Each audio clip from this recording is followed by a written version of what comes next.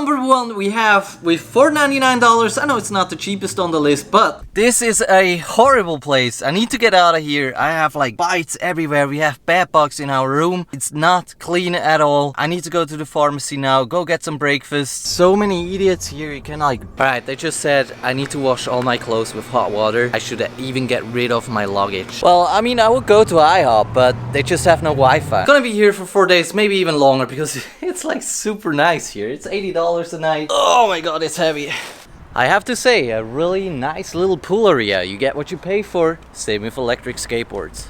What's up everybody and welcome to a new video. Today I'm gonna show you the 5 most affordable electric skateboards right now on the market. I'm not gonna talk about any boards on Kickstarter. All those boards I'm gonna talk about, you can get them right now. You'll find all the links in the descriptions. I also tested all of those boards. There's only one I didn't test yet. I also need to say the list that I have right now, it really depends on you, what kind of person you are. It depends on for what you're gonna use the board. This list right here is just a list of the 5 most affordable electric skateboards. The number one doesn't really mean that it's probably the best board for you. For me still, when I would say, hey, what's like the best board overall, I'm getting like so many emails and I just can't handle it anymore. And I thought, I need to sum it up in one video, which is the best board. If you just enjoy riding around in your city, you don't want to travel around with it, you're gonna stay in your city and you just want to have fun riding a board around, you should go for the Bamboo GT, or if you have more money, go for the GTX. They're just like super close to the ground, they're super fun, the speed is amazing, range is amazing. You gotta go for this board, but it's not like really affordable. The Bamboo GT, you can get it for 1,500 bucks.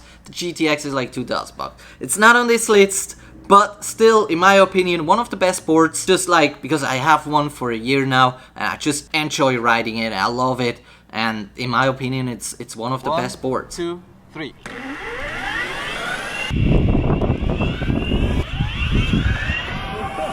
And now I'm gonna try it in GT mode. Like both boards are on the fastest mode now. 3, 2, 1, go.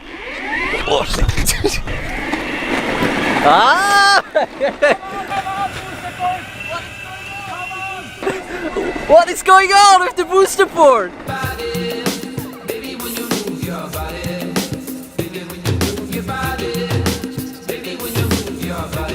Oh yeah, my board is still 95%. How about you? 50 to 60. Okay, not that bad. My board was not even fully charged. Alright, I would say let's start with number 5. Because of the price, $999, it's the Acton S2. It's one of my favorite boards though.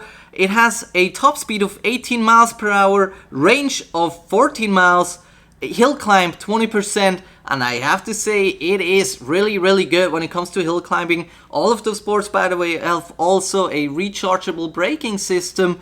That's really important. All of those 5 boards have it. Air travel safe. Yes, I asked a couple people online, all of them said it's not a problem, you can get it on a plane, which I think is really important. And when you look at that range and speed and everything, I think it's perfect. It's one of the perfect boards. You don't have a replaceable battery though. The board is 15 pounds though, which I think is still really heavy. I'd love to have that board in like 10 pounds, that would be perfect. Because I just like to have a board which is just more, you know. And now, roll the clip.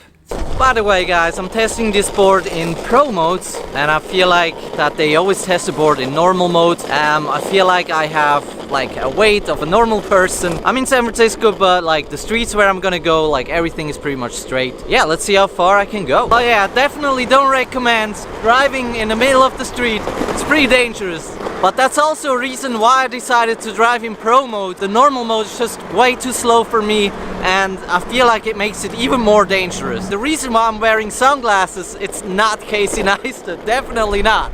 It's because of the wind, it's horrible.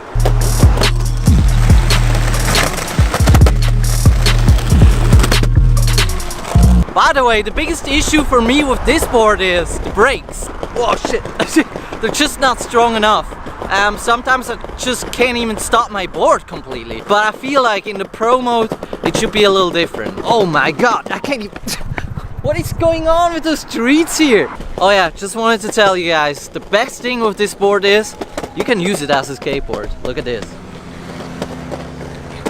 With $549, we have on number 4, we have the Leafboard Dual Plus. Never tested this board, but I saw a video online and I think it is really good. It's also really close to the ground. I liked it, so that's why it's on this list, but I definitely need to test this board by myself. Speed 19 miles per hour, range 16 miles, hill climb 25%, which is actually the best board that I have here on the list when it comes to a hill climb. Air travel safe? No, unfortunately not. I was like checking everything. And one thing I don't like about this board, it's super heavy. It's 17 pounds.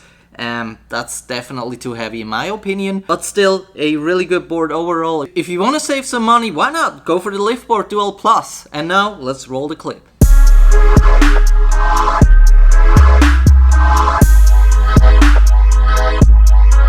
Like I said, it's built very well. It seems very sturdy. It doesn't feel like a cheap board that's going to fall apart, so I think it's going to hold up pretty well. I've been really impressed with the top speed, the acceleration, which is quick, the braking, which is smooth, and the range, which seems to be top notch.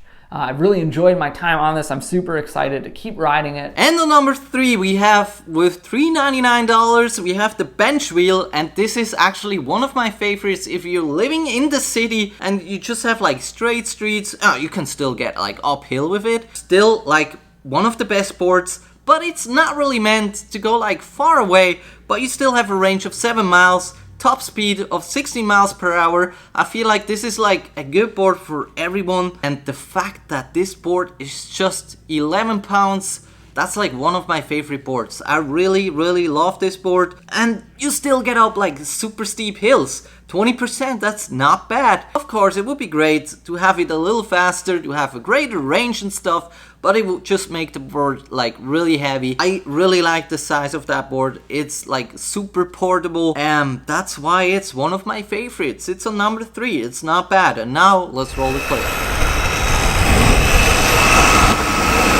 Well, I think I have a new favorite. You know why? Because it feels like that's just like 3 kilos or something. I have to say, I'm impressed with this small board. They call it a penny board, but for me that's a cruiser. That's and it's made out of wood. That's what I love about it. The brakes, I mean, look at this. They are so smooth. I think the board could be faster. It's just going 16 miles per hour, and also the range could be a little better. It's only 7 miles. This board you really want to take like to the city for short distances. Maybe you want to go for a walk with it. Maybe you want to... It's really not that heavy. I completely forgot to talk about the remote control, because it's my favorite one. It's better than the Leafboard. It's better than the Evolve board. I also have to give a plus to the connection. There's just one button here and one button here. It's already working, and look how fast that is. Oh yeah, and there's something else I need to tell you guys. This board has no bounce at all. And now, on number 2, we have, if you really want to save money, we have the Meepo board with $260, a speed of 22 miles per hour. I have the board with me, I really like it. Range should be a lot bigger, I feel like, especially because it's so heavy. We have a range of 11 miles. This board really gets up like no hill. 15%, that's not a lot. But on the other side, what's really good on this board is the rechargeable battery system. You also have a replaceable battery system. Well, you need to unscrew a couple screws, which is definitely not, you know, but still $260, you actually get a really good board. But a big minus on that board is when it's fully charged up and you want to go downhill, you can't charge it up more, right? So the braking is not working anymore. If you're living like on a hill and you charge up your board, your brakes are just not gonna work. So that's why this is not my most favorite board. But if you wanna depend your life on such a cheap board, I can't stop you buy it. But yeah, like I said, it's not my favorite. By the way, also another board has the same problem as the Meepo board. It's the booster board. The booster board guys told me that. I didn't know about that, and I think it's not a good feature. I feel like every board should be able to avoid this. And the Evolve board doesn't have that problem. I have it for a while, and that's why I'm saying it. The Evolve board is like perfect for everything. The brakes are not working.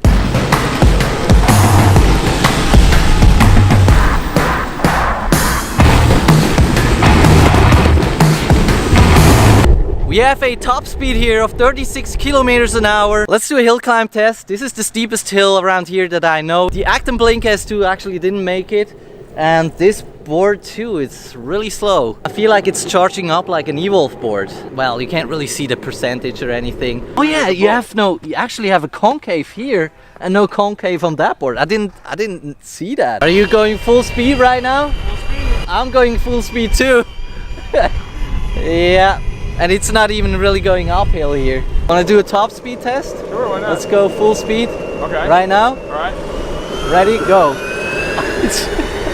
And the number one we have with $499. I know it's not the cheapest on the list, but when we look at the specs, this is actually one of my favorites. I tested it like a year ago. Well, it was the co-wheel that I tested, and the Genesis is like the original board of the co-wheel. The co-wheel actually is just like a copy. The Genesis has a speed of 20 miles, a range of 20 miles, which is the best board on my list when it comes to range. Hill climb 20%, which is also really good. Air travel safe, no, but we have a replaceable battery and it's 17 pounds, which is a little heavy, but still, I think it's a really good board. And now let's roll the clip of this board. At this moment I'm riding the cheapest electric skateboard on the world. That board is like $600 and today I'm gonna show you how far can I go. I've already ridden it for 5 minutes. Whoa shit, that was a snake. 20 minutes later, Fabian's completely lost. I have no fucking clue where I am. Brand says, whoa, easy to carry. Well, it is, but you don't want to carry that. It's been 35 minutes now. It's still working, but I want to go to its limits. In my shoes, girl on my shoulder. Should skate it. I have no skateboard with me though. It's really on its limit. It's pretty much over now. It has no choose anymore. It's riding for like an hour. What I really love about that board, you can choose in between backwards or forwards. And if you click that button right here, it's going backwards. Alright, and that's it for today. If you have any questions about those boards I was talking about, or if you know about new boards or a better board than I have here on the list, tell me in the comments, and we'll see each other hopefully very soon, because tomorrow I'm gonna test the Metro board. It's like it's the smaller version of that one that I have right now, and I feel like it's gonna be pretty awesome. So we'll see each other very soon.